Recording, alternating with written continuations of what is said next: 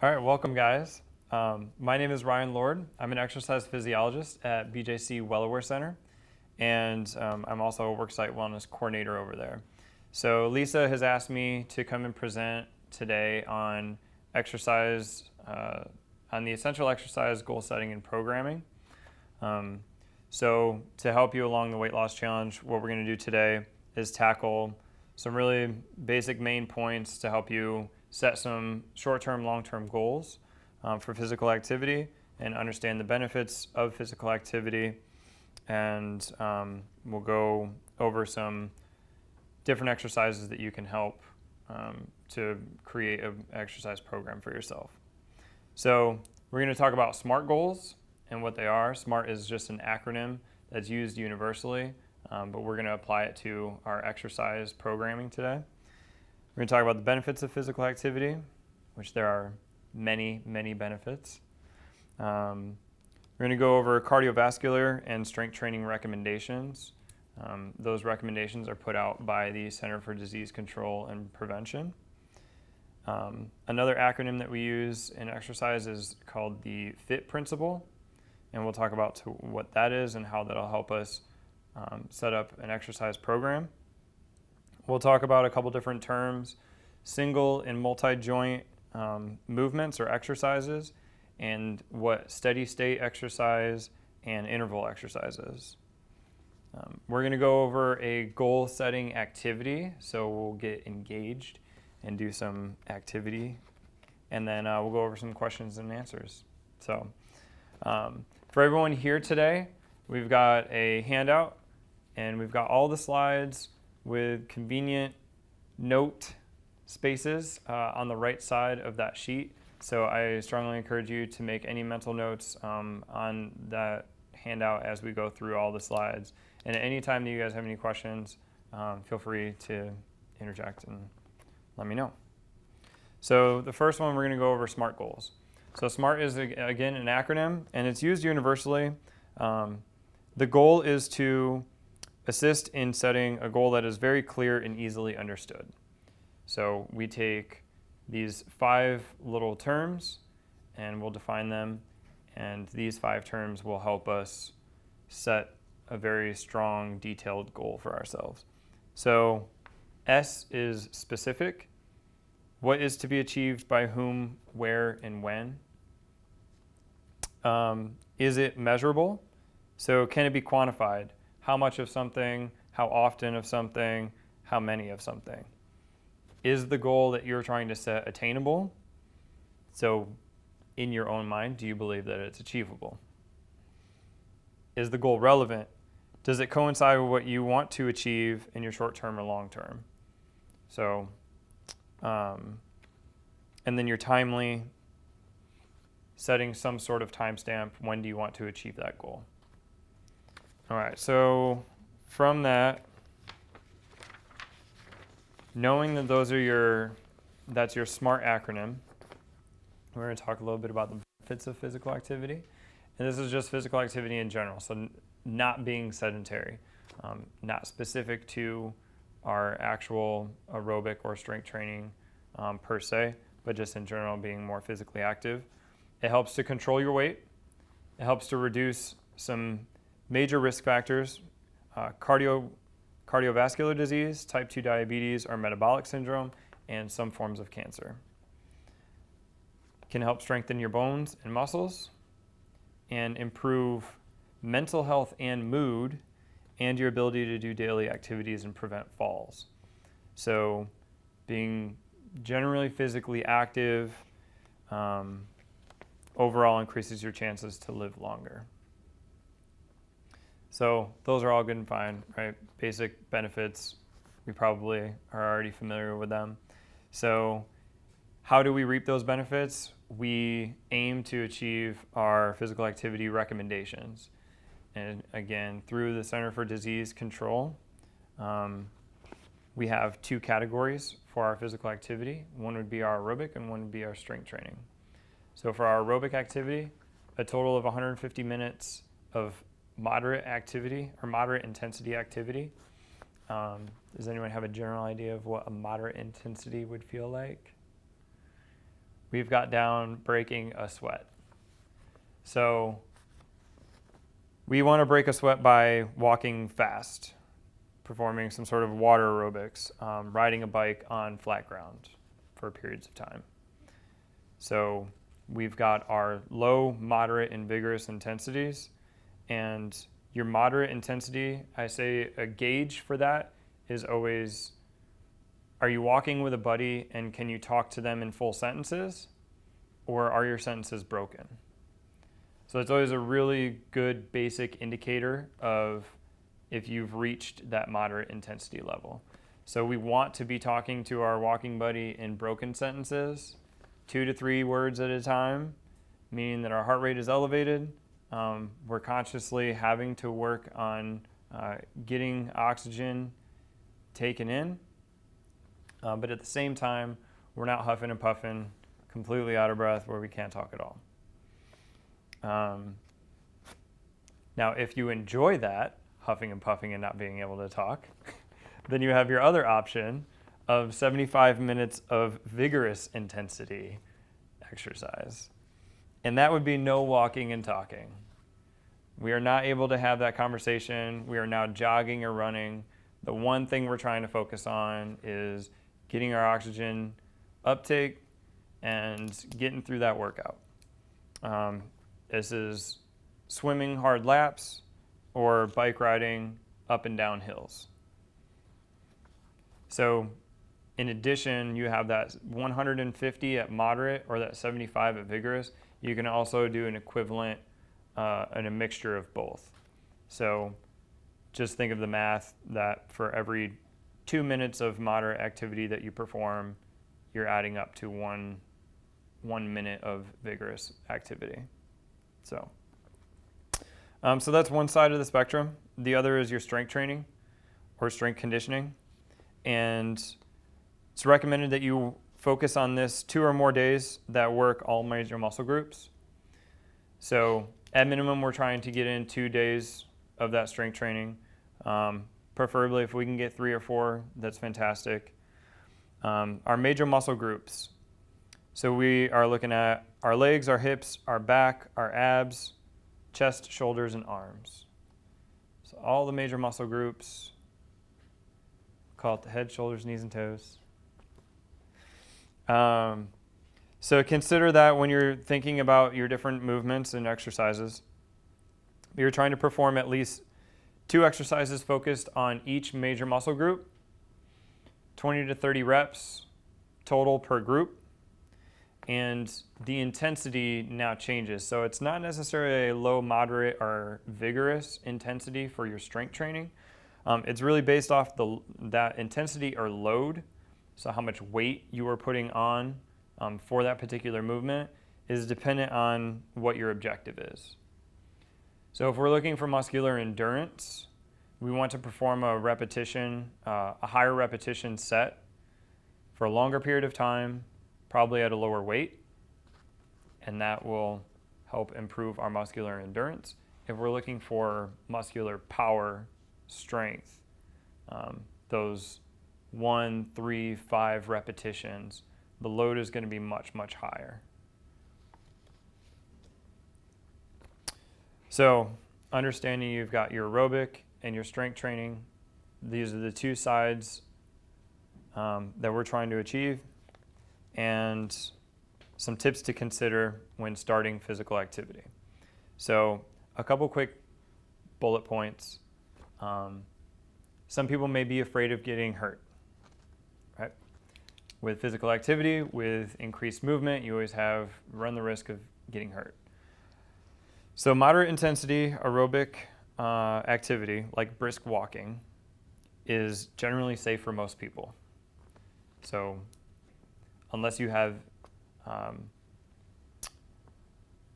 a physical handicap, if you have some sort of restriction on movement, surgery, something like that, your physician is going to advise you to search for a different modality. But in most general cases, you're looking for moderate intensity aerobic activity, brisk walking, good for all. Okay, so it's a good place to start. if you haven't been active for a long time or consistent or ever. So we start to see ourselves physically active in waves, right? We hop on the bandwagon for 4 weeks and we feel really great. And then we lose sight of whatever goal that we're trying to achieve for like a couple days. And then you are like 4 months later, I haven't been to the gym in forever. So sometimes, and for many of us, it is very inconsistent and it's tough to stay on that. Start slow.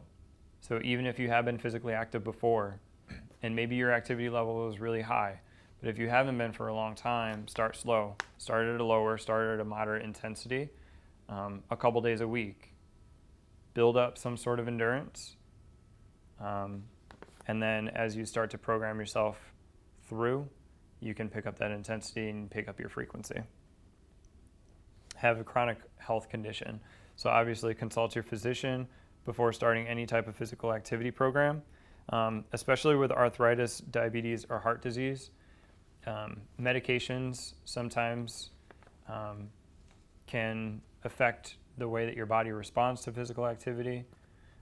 So always ask them, be open, have an open discussion with them about medications that you are currently on and what restrictions you may have as far as intensity levels or impact or specific movements in general. So, and then anything is better than nothing. So even if you do have restrictions on high impact, on vigorous intensity, on running, on weightlifting, if you have restrictions on these things, there are ways to mod down your workouts and still give yourself some sort of movement. If you can get in 5-10 minute walks a week and you haven't been getting in those 5-10 minute walks before, that's still something, and you still want to try and set a goal to try and achieve that and move forward from there. All right, so on to the next, we've got our SMART and FITT principles. So we know our SMART: specific, measurable, attainable, relevant, and timely. And from here on out, like I said, you can apply this to our physical activity, our exercise. You can apply this to your nutrition goals, to your mental health, to your financial health goals, to your personal, to your work. So that SMART principle should be used all of the time. Now, the FITT principle is a tool to help set up an effective exercise program. And FITT stands for frequency, intensity, time, and type. And so our frequency, when you think about that, it's generally based off of a week long. Your frequency is how many days within that week am I exercising? Okay. So how many sessions is my frequency? My intensity is at what level? Am I moderate level? Am I vigorous? Am I light? So your intensity is exactly that. What level? Your time, so how long is each session? So are we doing aerobic for 30, strength training for 30? Are we cross training for 45? And that's the time within each particular session. And then your type, what is your modality? So your modality, are you walking? Are you biking for your aerobics? Are you using the circuit training machines? Are you using dumbbells? Are you using your resistance bands? Are you using body weight for your strength training? Okay, so keep those in mind when we get into our activity. And then just a couple other slides to help kind of get you warmed up to the idea of creating your own exercise program. Upping your baseline. So thinking about it right now, everything you do now on a weekly basis is your new baseline. So even if you've set a goal 4 weeks ago and you just achieve that goal this week, that is your new baseline. So your next goal needs to help improve your baseline. You want to create a new one. Find ways to increase activity levels at work and at home in order to create change. So small little things, what can you do 10 minutes here, 10 minutes there. So if you get a 15-minute break in the middle of the morning, 15-minute break in the middle of the afternoon, can you get out? Can you do a couple laps in the building, around the building? Can you get in a 10-minute walk?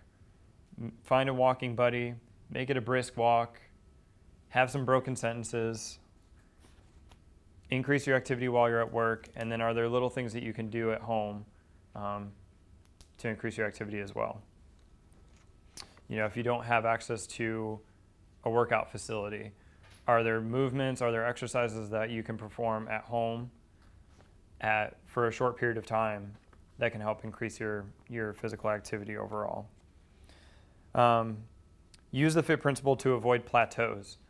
So one thing to note when we're setting our SMART goal and we're using our FITT principle, that generally that first time that you set that goal using that principle, that's going to be relevant for about 4 to 6 weeks. So at about 4 to 6 weeks of you consistently performing whatever goal it is or working toward that goal. So if your goal is to strength train 3 days a week and do aerobics 3 days a week, for 4 weeks you've done that, you've accomplished your goal, your body, especially if you have not changed anything about that particular workout, your body is adapted. It is kind of plateaued.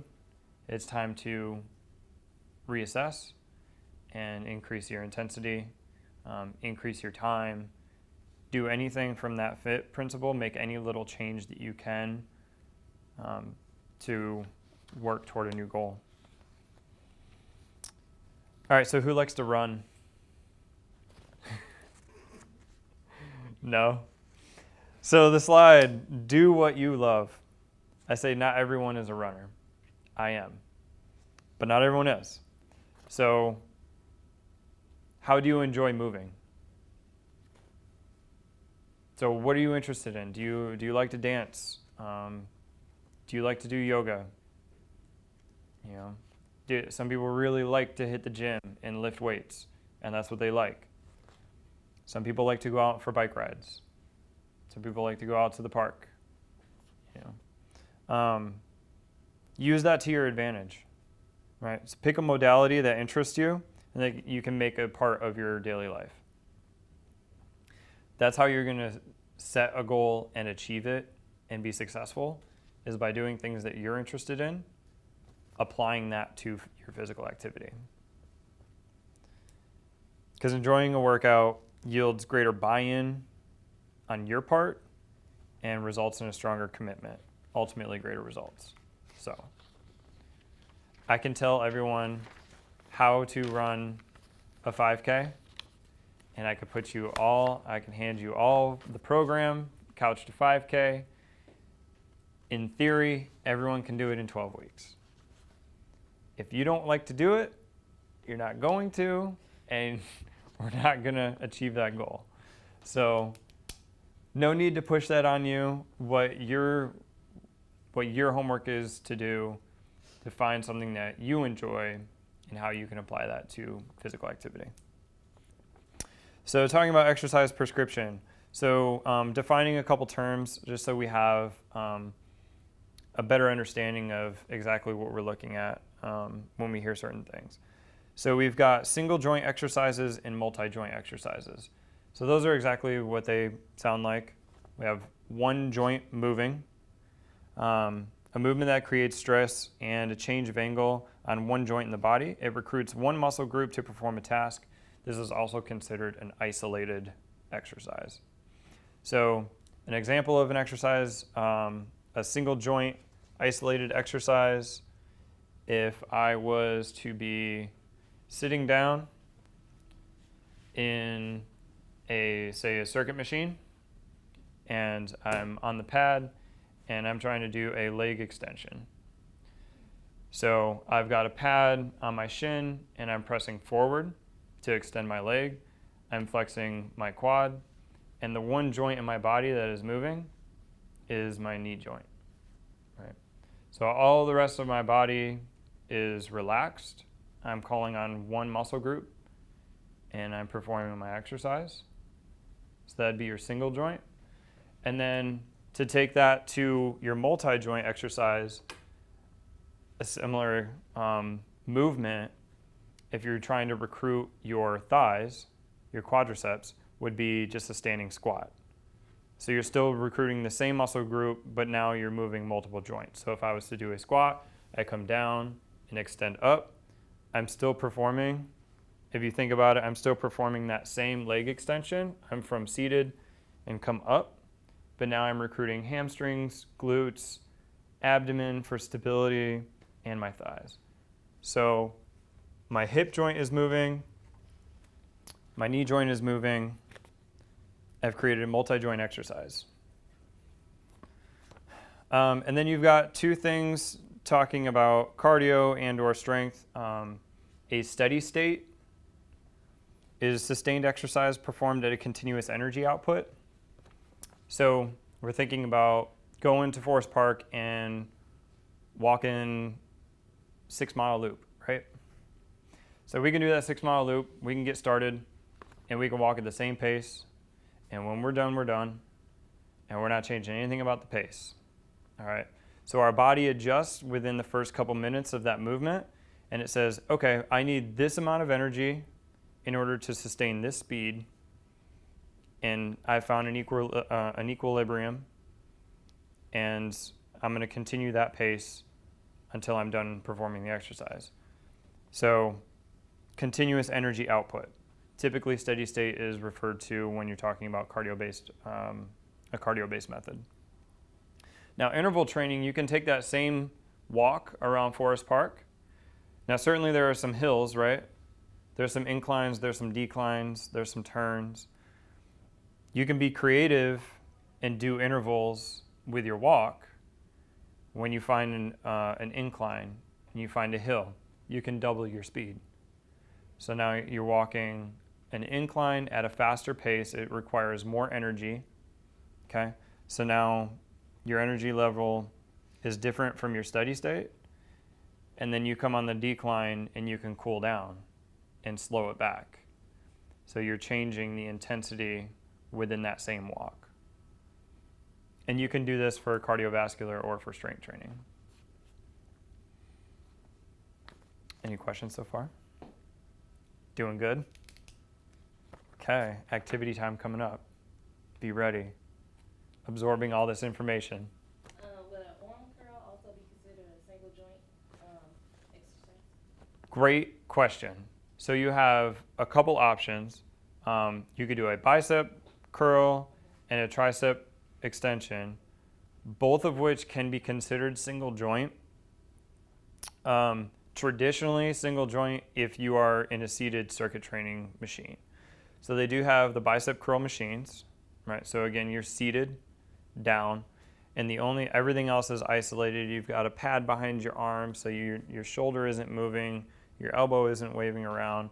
You got your bicep curl handle, and you're performing the movement. It's absolutely a single joint exercise. Now, to take that into a multi-joint exercise, you could actually turn that into a squat and curl.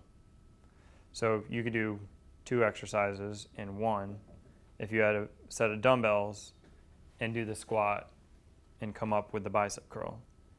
So you're still performing that single joint movement and just incorporating another movement and making it more complex. So that kind of goes back to the point with single joint exercises. With strength training, what you'll traditionally see is those are going to be kind of your circuit machines, right? So you can pick a leg extension, you can pick a leg curl, you can pick a lat pull down, a bicep curl, an arm extension, a chest press. All of those things are going to focus on one single particular muscle group, and the rest of your body is going to be stabilized. So multi-joint, even if it's sometimes subtle movements, a lot of times is if you're standing or in free space. You can perform a very similar exercise that you would in the circuit training machines. It just becomes a multi-joint because you're recruiting more muscle groups. So on that note, we've got examples of some multi-joint exercises. So I showed you guys the squats. We've got 4 others: a lateral lunge, a push-up, a bird dog, and a plank. Now, who feels pretty confident they can drop down and give me 20 right now? No. Crickets. So I can venture a guess that everyone can give me 20 push-ups. It's just a matter of how you give me 20 push-ups, right? So all of these exercises are things that you can apply to your strength training workout. You just have to know how to modify them. So with a lateral lunge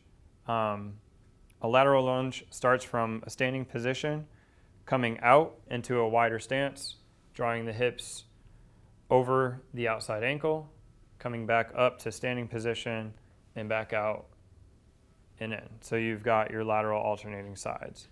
Now, a non-impact modification of that would be to start with a wider stance, and all you're doing is just shifting your hips, keeping your butt back so that your weight is still on your heels. You're just doing a slight bend in the knee. You come into your lateral lunge, you come up, and you come into your lateral lunge. So now you're no longer driving out into making that impact on the foot and creating that force on the knee, but you're still performing the move. Same thing with your push-ups. If you don't want to go full-blown on the floor, give me 20. We've got tabletop push-ups are a great modification. If it's at waist height, if it's lower, if you need something higher, you can always pick a wall. But with a tabletop push-up, hands are just outside the shoulder width. And the further your feet are, the harder it's going to be. So as you walk yourself up, the less force you're creating. But we can go back down here, trying to keep the straight line from the heels to the shoulders. Come down. Ideally, we're trying to get to a 90-degree bend and then push through the palms to come back up. So this can be our starting position with our push-up. And even if you need more stability, you can do what we call a split stance for your push-up. And most of your weight will be on that back foot, but you can use this front foot for stability to come down, and then you have that foot to push you back up. So those are really easy ways to modify your push-ups, and as those get easier and easier, all you do is just make them harder and harder. So if you start with a split stance modified table push-up, you switch to feet together, modified push-up, table push-up. Then you switch to on the floor, on the knees and hands. And then you switch to toes and hands. So there's an info chart for these 5 basic exercises.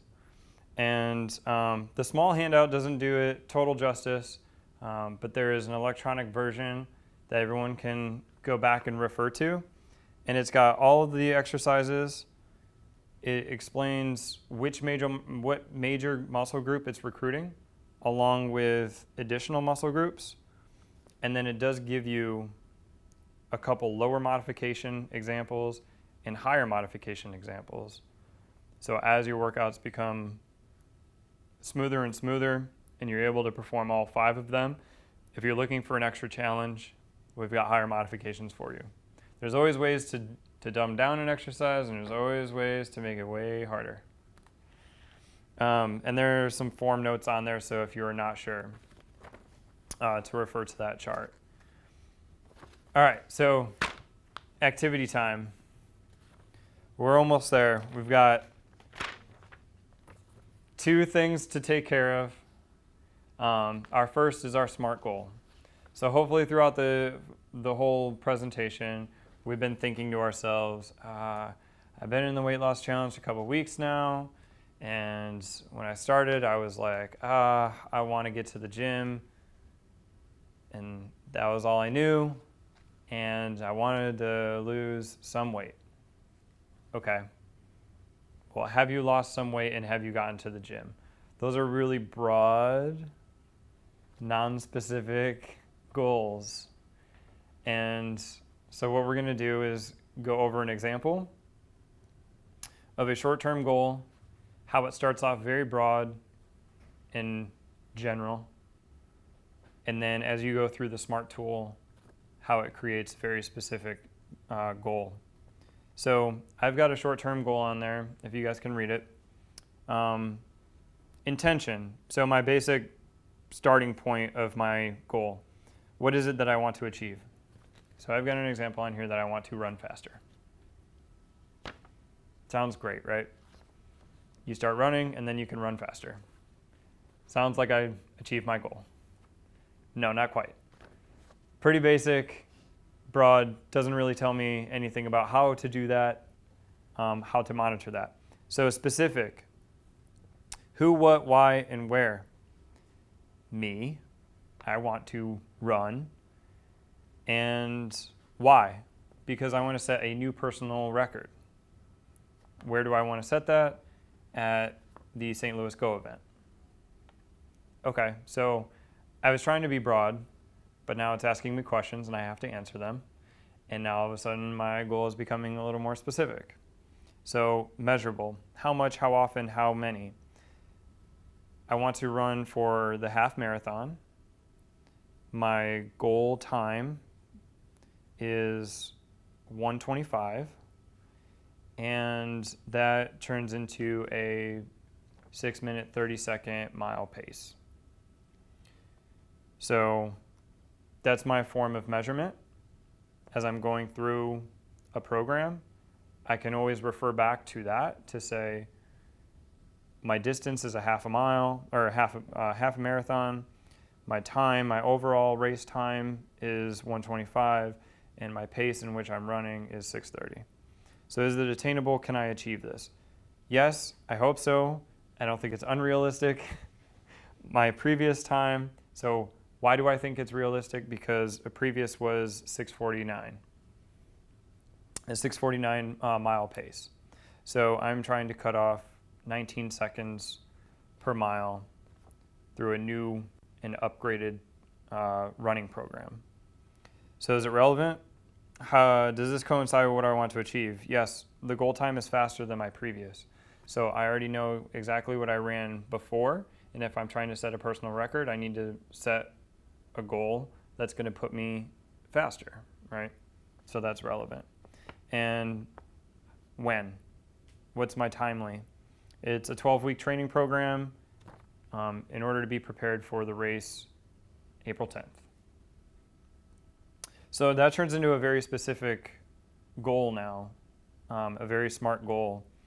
I'm going to use a 12-week training program for a half marathon in order for me to run a 6-minute 30-second mile pace to be ready for the April 10th Go event.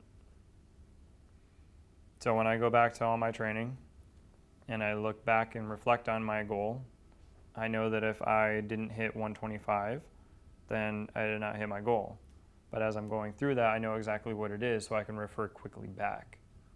So what I ask you guys to do is start off with a very general statement for a goal that you are trying to achieve now. And you guys can work on either short-term or long-term, whatever sparks your mind. And take each of those sections, ask those questions to yourself, fill them out. So it doesn't need to be in full-blown sentence form right away. All I did was just fill it in based off of what it was asking me. And then from there, I take all those pieces of information and work my sentence from there. And it becomes very, very easy at that point.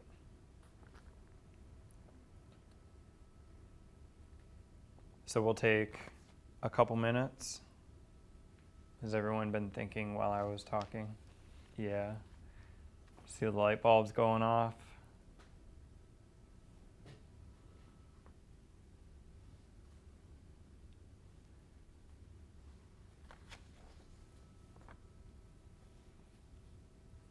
And again, we're doing this right now for our physical activity and for our exercise SMART goals. But this tool is something that you can use and apply it to everyday life. So this is, again, for nutrition. If you're thinking of, trying to cut out a specific type of food, what is that food? Go through the SMART tool. How often do you eat it? What's realistic for you to cut back?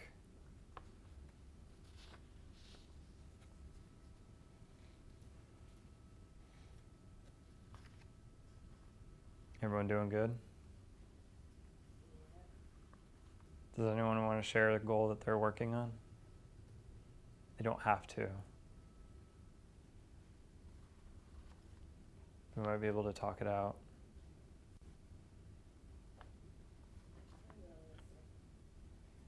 Do you got a goal in the back row?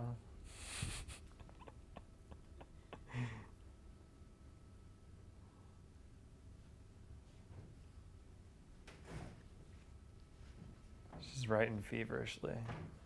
That's awesome.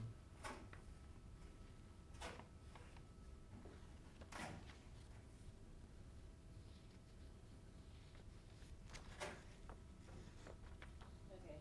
Kind of like all over the place, but I think I'm kind of in order. I don't want to be recorded. You can pick up So my I'll be the messenger. I'll be the messenger. Okay. So I basically just wanted better fitting clothing and to be healthier. It pretty much stemmed from going to church. I did the fast for 30 days with no flesh, which ended yesterday. And my lovely coworker talked me into the challenge because I had been telling someone else no since it even came out. Yeah. And the day of, I was like, okay, I'll go with it. So, the who is me, why, just, want to know how to eat, healthy eating, how often or how much is every day, and I do it by calorie counting. And I say, yes, if I can achieve this because I've been doing the fast for the past 30 days and I'm still doing it. Excellent. So, yeah. And that's relevant because overall health is Yes. coinciding short-term, long-term. So short-term would be you're participating in the weight loss program. Mm-hmm. So that's your short-term, right? Yes. And then your long-term, the reason that you're participating in the weight loss challenge, ideally, is because we just want overall better health long-term. We want to be at a more manageable weight. Mm-hmm. We want to feel better about ourselves wearing our clothes. Yes. And timely, did you give yourself?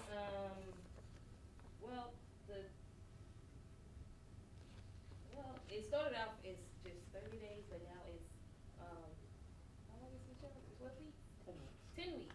Yeah. 10 weeks. So you're going for 10 weeks now for your short term. Yes, and gonna keep it going. And then we're going to reassess at 10 weeks Yes. and make sure that it's coinciding with our long-term goal, right?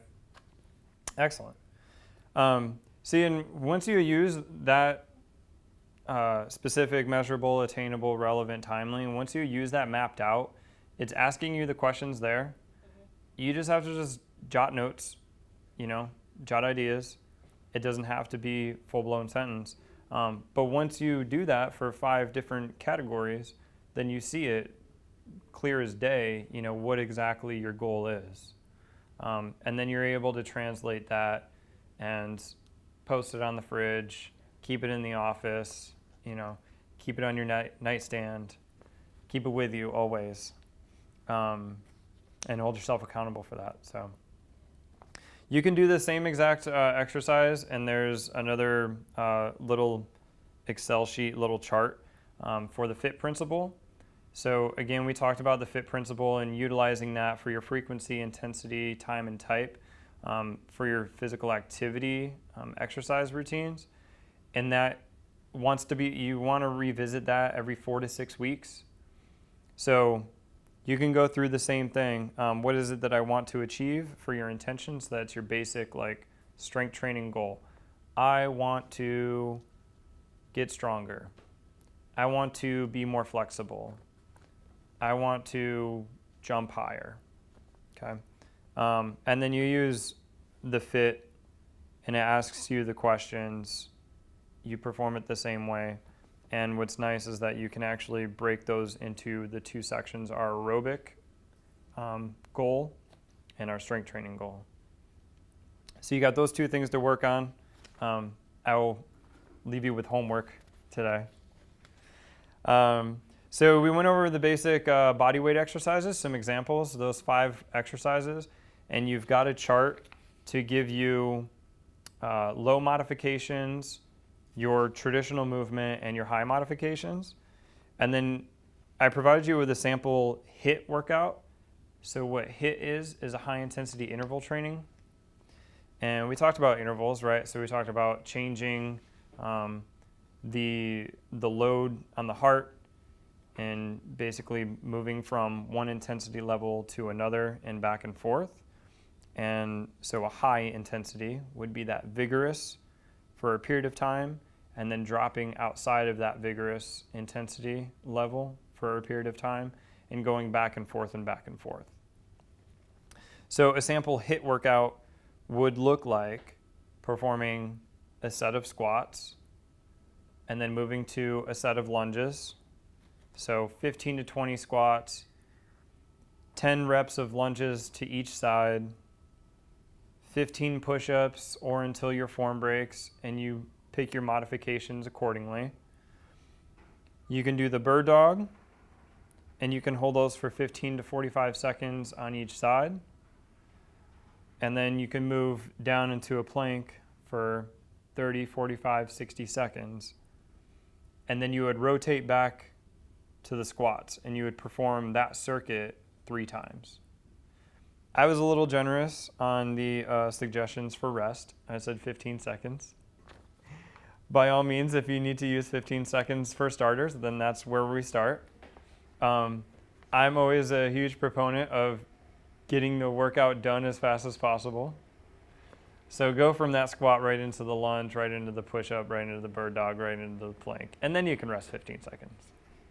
And then you do that 2 more times. So really, in essence, I mean, super simple movements, set up in that type of structure, 12, 15 minutes for a workout. Gets your heart pumping, changes intensity levels, works muscular endurance. Really great option to consider, especially if you're just getting started. Pick your lower modifications, give yourself more rest, give yourself less reps. Perform them until they become easy. Until when your low rep, high rest becomes easy, you need to do more reps, maybe same rest. So on the last couple slides, I've got some frequently asked questions, and then I've got open for more questions. So as you guys look over that, I'll just browse over them. Some questions I included in the PowerPoint. What is a healthy weight loss average? Do I increase my calorie consumption because I increase my activity? And do I eat before and or after a workout, and what is it? So there's some small little elaborations in each of those. Do you guys have any questions about them as they are, or is there anything else that we talked about today that you guys would have a question about?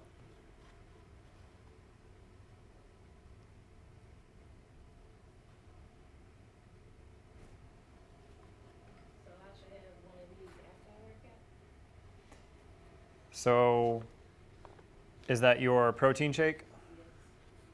So a protein shake, so when you're thinking about exercise, what you're doing is stressing muscles out. You're stressing your heart, which is a muscle, and you're stressing, all of the other major muscle groups in your body.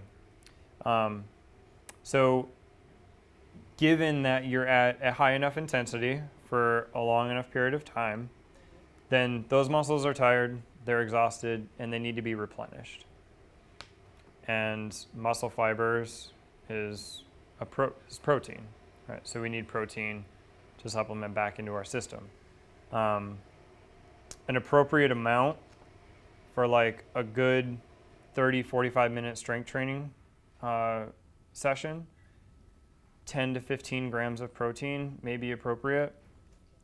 And it depends on what your goal is. So if your goal is weight loss, I say in here, do I increase my calorie consumption because I increase my activity?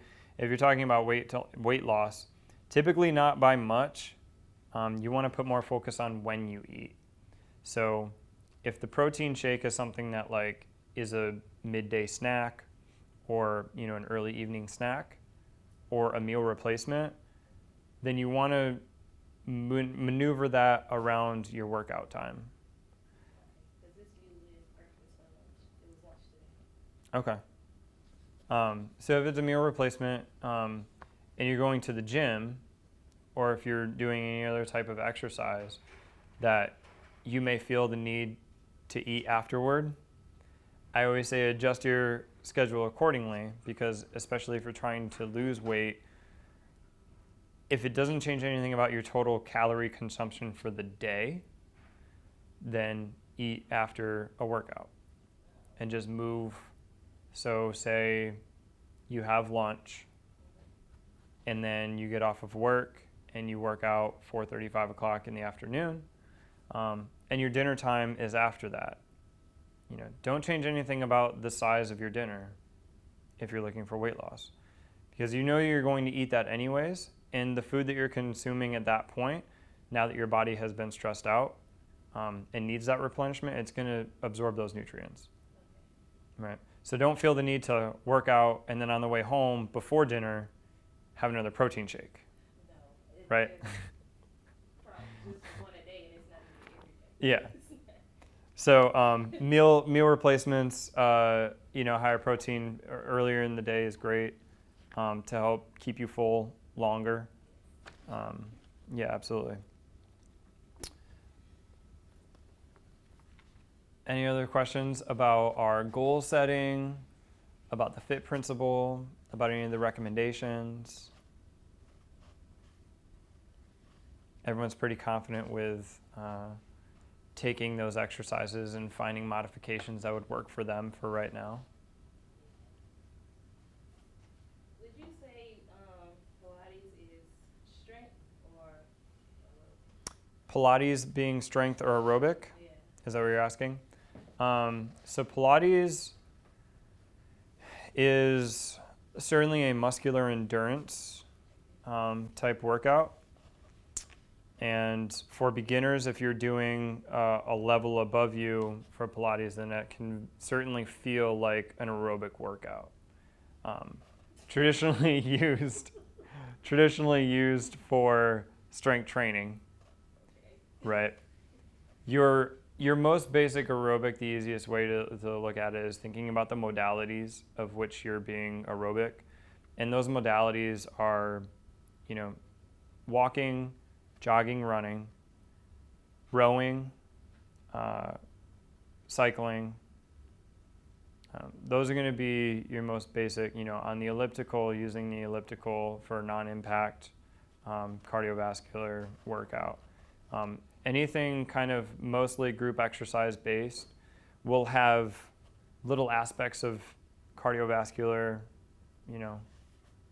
kind of sprinkled in. But generally like boot camps, Pilates, lifting classes, they're all tailored to create and increase muscular endurance or muscular strength. The aerobic part of that is, just a bonus.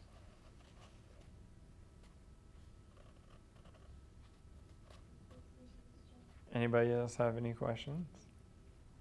Hopefully we all got a goal set now. We feel more focused, and we've got 8 weeks left. We've got a little bit of time left. So hopefully we all set a goal that will help us in our weight loss challenge for our short term, and that we can use that same principle to set a longer term goal for our physical activity. And again, it's a pleasure to be able to come down here and talk to you guys. I thank you, and best of luck to you guys, all of you, in your weight loss challenge. Thank you.